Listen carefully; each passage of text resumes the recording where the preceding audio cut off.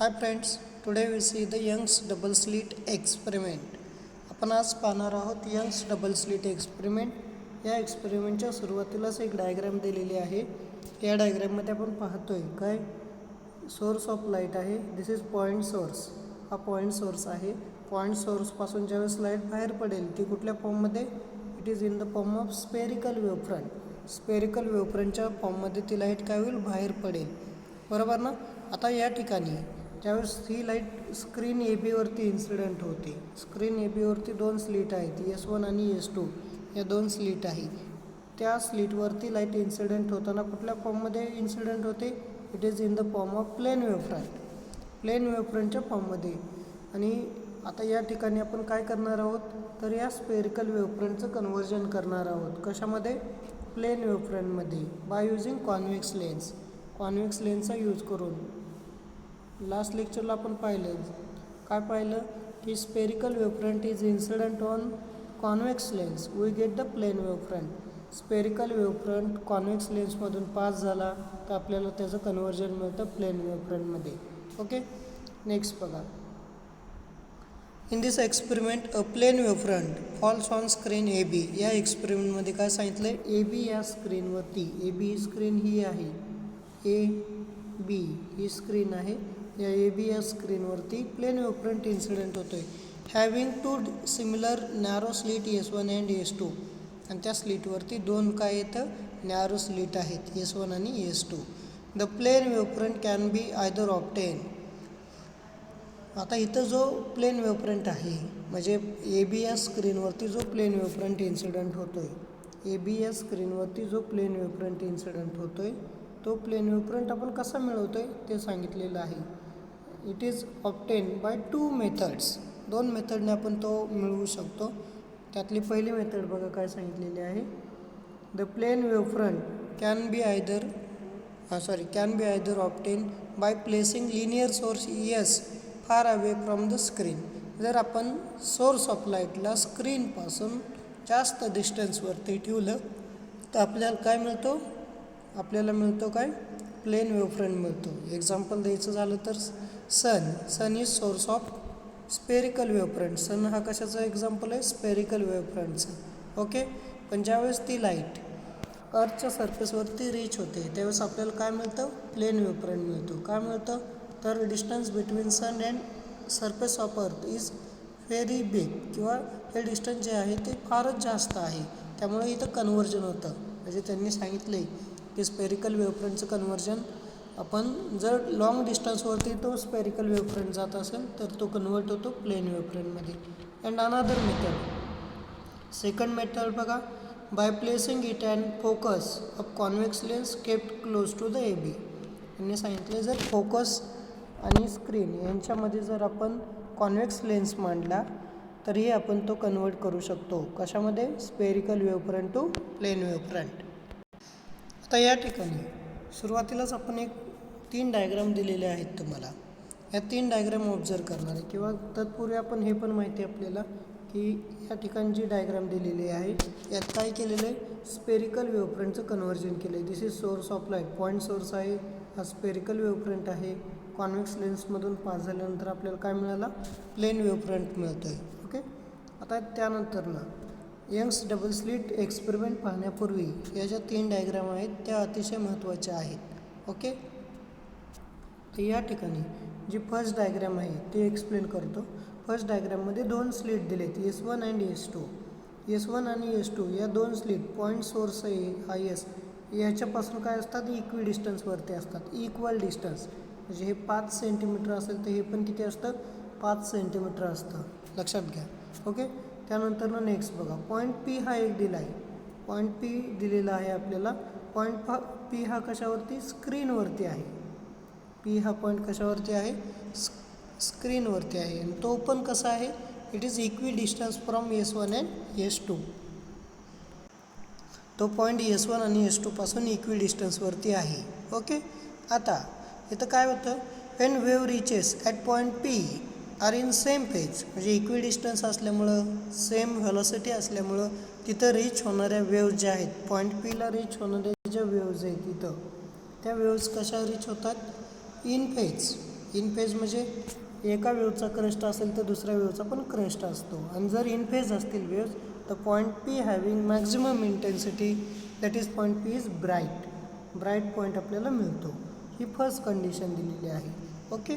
तर नेक्स्ट बघा second diagram बघा. सेकंड डायग्राममध्ये पण काय केलेलं आहे, P1 हा एक पॉईंट आहे. ओके, P1 हा पॉईंट आहे. आता यांच्यातलं जे डिस्टन्स आहे, आता S1 पासूनचे डिस्टन्स आणि S2 पासूनचं डिस्टन्स, जर यांच्यातलं डिस्टन्स सेम फेजमध्ये असेल किंवा ह्या दोन पॉईंटपासून किंवा दोन सोर्सपासून ज्या वेव्ज निघत आहेत, सेकंडरी वेव्ज निघत आहेत, या सेकंडरी वेव्ज इन फेज असतील तर पॉईंट पी कसा असेल, P1 कसा असेल, ब्राईट असेल. अदरवाईज तो कसा असेल, डार्क असेल. ओके. आता आपल्याला डायग्राम बघितल्यानंतर लक्षात येईल की P1 या पॉईंटला जर या वेव्ज बघितल्या आपण तर काय दिसतंय, या इन फेज का आउट ऑफ फेज आहेत, तर आउट ऑफ फेज दिसत आहेत. कारण इथं ऑब्झर्व करा, ऑब्झर्व केल्यानंतर ज्यावेळेस एका वेव्हचा क्रस्ट आहे त्यावेळेस दुसरीचा ट्रफ दिसतोय आपल्याला. याचा अर्थ त्या दोन वेव्ज आउट ऑफ फेज आहेत. आणि जर आउट ऑफ फेज असतील तर पॉईंट पी कसा असेल, P1 कसा असेल, डार्क असेल. तर या ठिकाणी इन फेज दिसत आहेत आपल्याला थर्ड डायग्राममध्ये. म्हणजे एक लक्षात घ्या, जर इन फेज असतील तर पॉईंट ब्राईट येईल, आउट ऑफ फेज असतील तर डार्क येईल. ओके. हे यातनं महत्त्वाचं आपल्याला समजून घ्यायचं आहे. आता हा एक्सपेरिमेंट एक्सप्लेन करूया आपण. The ray coming out of the lens will be parallel rays. त्यांनी सांगितले बघा, नीट ऐका.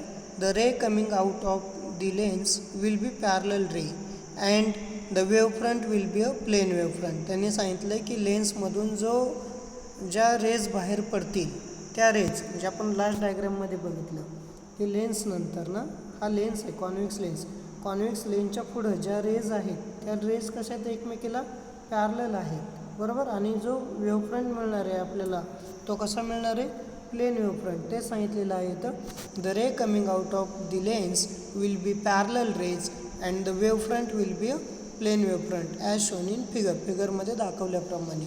बघा next, the slit should be 2 to 4 millimeter apart from each other.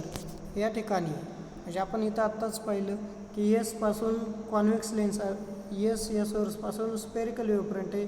त्यानंतर इथं लेन्स असणार आहे. लेन्समधून ज्यावेळेस हे रेज बाहेर पडतील ते कुठल्या फॉर्ममध्ये असतील, प्लेन वेव्ह फ्रंटच्या फॉर्ममध्ये असतील. आता या ठिकाणी दोन स्लिट दिलेत त्यांनी, S1 आणि S2 या दोन स्लिट आहेत. S1 आणि S2 दोन स्लिट आहे. या दोन स्लिटमधलं डिस्टन्स किती असतं, it is about 2 to 4 metre apart असतात त्या दोन स्लिट. म्हणजे 2 ते 4 मिलीमीटर एवढं डिस्टन्स त्या दोन स्लिटमधलं असतं. ओके. नेक्स्ट बघा, an observing screen PQ is placed behind the AB. त्यांनी सांगितलं की ऑब्झर्विंग स्क्रीन, आता इथं दोन स्क्रीन दिलेल्या आहेत. त्यातली जी पहिली आहे ती AB आहे, ही फर्स्ट स्क्रीन आहे AB. आणि इकडं PQ आहे, सेकंड स्क्रीन काय PQ आहे. तर त्यांनी आज सांगितले ऑब्झर्विंग स्क्रीन PQ, ज्या स्क्रीनवरती आपण ऑब्झर्वेशन घेणार आहोत ती स्क्रीन बिहाइंड आहे, पाठीमागं आहे. कुणाच्या पाठीमागं आहे, तर AB या स्क्रीनच्या पाठीमागं आहे. ओके. नेक्स्ट बघा, for simplicity we assume that slit S1 and S2 are equidistance from S. आपण मगाशी पण सांगितलं किंवा काही वेळापूर्वी सांगितलं की हे जे डिस्टन्स आहे स्लिट आणि S1 मधले हे डिस्टन्स आहे. Slit S1 and S2 are equidistance from source S. Source S पासून या दोन स्लिट कशा आहेत, इक्विडिस्टन्सवरती, इक्वल डिस्टन्सवरती आहेत. Okay. Next, so that the wavefront starting from S and reaching at S1 and S2 having in phase. किंवा ज्यावेळेस S या सोर्सपासून ज्या वेव्ज बाहेर पडतील आणि ते S1 आणि S2ला ज्यावेळेस रीच होतील त्यावेळेस कशा असतील, त्या इन फेज. कारण हे डिस्टन्स सेम आहे. हे डिस्टन्स सेम असेल तर त्या वेव्ज कशा असतील, इन फेज. म्हणजे फर्स्ट वेव्हचा जर क्रस्ट आला रीच होताना तर सेकंडचा पण क्रस्टच येणार, इन फेज असणार आहेत. ओके. नेक्स्ट बघा, Wien the ray falls on S1 and S2. ज्यावेळेस रे S1 आणि S2वरती फॉल्स होतील त्यावेळेस काय होतं बघा, the two slits acts as secondary source of light emitting cylindrical wavelets. ज्यावेळेस या दोन स्लिटवरती लाईटचे वेवफ्रंट इन्सिडेंट होईल, प्लेन वेवफ्रंट इन्सिडेंट होईल याच्यावरती, त्यावेळेस S1 आणि S2 काय म्हणून ॲक्ट होईल, सेकंडरी सोर्स ऑफ लाईट, आणि तो काय करेल, सेकंडरी वेवलेट्स बाहेर टाकेल. Okay. Next, the two secondary source emit wave in phase each other at a all time. आता S1 आणि S2 या सोर्सपासून ज्या रेज बाहेर पडतील त्या कशा असतील, इन फेज असतील. तर काय होईल ते बघा, the to crust or two troughs of secondary wavelets superimpose as shown in figure, we get the constructive interference. याचा मिनिंग काय, तर त्यांनी असं सांगितलं याचा मिनिंग. आता S1 या सोर्सपासून पहिली वेव्ह बाहेर पडेल, ती वेव्ह रीच होईल, कुठं रीच होईल, पॉईंट Pला. S2 या सोर्सपासून वेव्ह बाहेर पडेल, ती कुठं रीच होईल, या पॉईंटला. जर या दोन्ही वेव्ज इन फेज असतील, म्हणजे S1 आणि S2 या दोन स्लिटपासून बाहेर पडणाऱ्या वेव्ज इन फेज असतील, तर पॉईंट P जो मिळणार आहे आपल्याला या ठिकाणी, तो पॉईंट P कसा मिळेल आपल्याला, ब्राईट पॉईंट मिळेल. ब्राईट पॉईंट मिळेल याचाच अर्थ we get the constructive interference pattern. Constructive interference pattern आपल्याला या ठिकाणी मिळतो. अदरवाईज, आता ही झाली एक कंडिशन, जर S1 आणि S2 या दोन पॉईंटपासून बाहेर पडणाऱ्या वेव्ह आउट ऑफ फेज गेल्या, आउट ऑफ, अगोदर इन फेजसाठी बघितलं आपण, आता आउट ऑफ फेज असेल, तर व्हॉट्स आपण आउट ऑफ फेज गेल्या, तर पॉईंट P आपल्याला कसा मिळेल, ऑब्वियसली डार्क मिळेल. पॉईंट Pचं लोकेशन डार्क असेल, हे आपण या ठिकाणी स्टडी करणार आहोत. नेक्स्ट बघा, the light where this lines meet the screen have high intensity and are bright.